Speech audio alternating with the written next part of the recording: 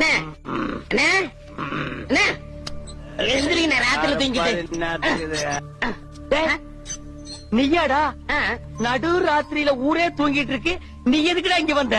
என் சந்தேகத்தை தீர்த்து வைங்கண்ணே. ஏன்னா சந்தேகத்தை தீர்க்க நான் என்ன நக்கீரனா?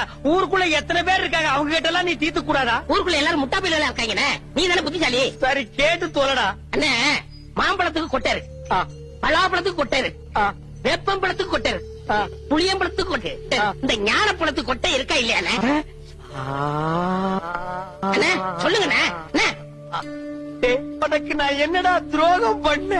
நடு ராத்திரியில எழுப்பி ஞான பழத்துக்கு கொட்டை இருக்கான்னு கேக்குறியே, என்ன பார்த்தா இந்த மாதிரி கேள்விதான் கேட்கணும் உனக்கு தோணுமா?